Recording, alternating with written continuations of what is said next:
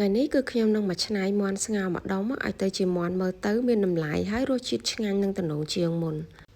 បងប្អូនអាចសាកទាយបានថាខ្ញុំធ្វើអីម្ហូបនេះមើលទៅគឺដូចម្ហូបផ្កាអញ្ចឹងហើយធានាថាបើធ្វើឲ្យអ្នកផ្ទះញ៉ាំមកគឺគាត់ញ៉ាំហើយមានអារម្មណ៍ថាប្លែកមាត់ជាងយើងស្ងោរមាន់រដងគ្រឿងផ្សំគឺសាមញ្ញមែនទែនមានតែ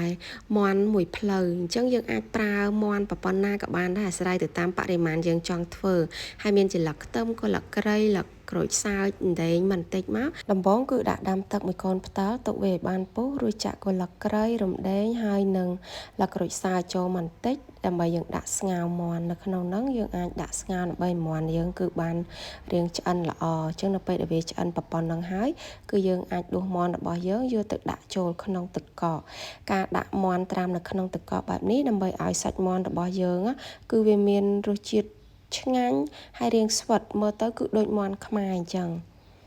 ស្លឹកខ្ទឹមប្រើរាងច្រើនបន្តិចយកវាមកហាន់ទៅជាកង់រាងតូចតូចខ្ទឹមសប្រើ5-6កាពឹសយកវាមកដំហើយនឹងចិញ្ច្រាំឲ្យបានរាងម៉ត់ល្អច្រាំខ្ទឹមសបានម៉ត់ល្អប៉ុណ្ណឹងហើយគឺយើងអាចប្រើជាម្ទេសហ្នឹងគឺអាចដាក់6-7គ្រាប់មកហើយយើងយកមកហាន់ឲ្យទៅជាកង់រាងខ្លីៗរួចយើងយកគ្រឿងដែលយើងបានហាន់ហើយបាញ់មិញគឺយកមកចាក់ចូលទៅក្នុងចានមួយមានខ្ទឹមសម្ទេសហើយនិងស្លឹកខ្ទឹម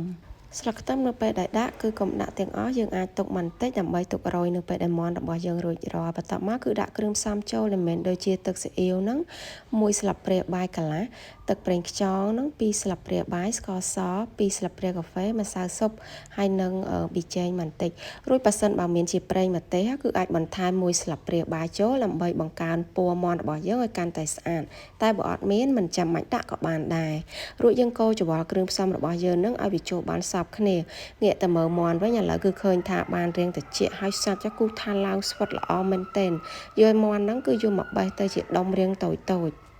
ពេលដែលបេះមាន់គឺយើងអាចព្យាយាមយកតែសាច់មាន់ទៅបានហើយឆ្អឹងអីយើងមិនចាំបាច់ដាក់ចូលទេដើម្បីពេលញ៉ាំទៅគឺមិនចាំបាច់បេះឆ្អឹងចាសាច់មាន់បេះរួចរាល់ហើយឥឡូវយើងទៅដាក់ប្រេងឆាចូលទៅក្នុងខ្ទះហ្នឹង2ស្លាបព្រាបាយអត់ធ្វើអីទេគឺគ្រាន់តែដាក់វាឲ្យឡើងពុះរួចយកមកចាក់ចូលជាមួយនឹងគ្រឿងដែលយើងបានលេហើយបាញ់មិញការធ្វើបែបនេះធ្វើឲ្យគ្រឿងដែលយើងបានផ្សំហើយនឹងវាបានឆ្អិនជាពិសេសខ្ទឹមនឹងកុំឲ្យវាហាងបន្ទាប់មកទៀតគឺយកសាច់មាន់ដែលយើងបានបេះហើយគឺយកមកដាក់កូរច្របល់នឹងគ្រឿងកូរវាច្របល់ប្រហែលជា2-3នាទីដើម្បីឲ្យសាច់មាន់ហ្នឹងគឺវាបានខាំចូលជាតិគ្នាជាមួយនឹងគ្រឿងរបស់យើងល្អរួចបន្ថែមស្លឹកខ្ទឹមដែលយើងបានទុកបំបាញ់មិញចូលមកតែប៉ុណ្ណឹងគឺឃើញថាមាន់របស់យើងគឺបានរួចរាល់ហើយងាយស្រួលមែនទែនមាន់ស្ងោរក្លុកគ្រឿងបែបនេះគឺថាធានាមានរសជាតិឆ្ងាញ់ប្លែកហើយពេលញ៉ាំទៅគឺអត់ទ្រាំទេត្បិតតែយើងឃើញប្រើប្រេងឆាបែបហ្នឹងមែនប៉ុន្តែធានាថាញ៉ាំអត់ទ្រាំញ៉ាំលេងក៏បានញ៉ាំជាមួយនឹងបាយក៏ត្រូវ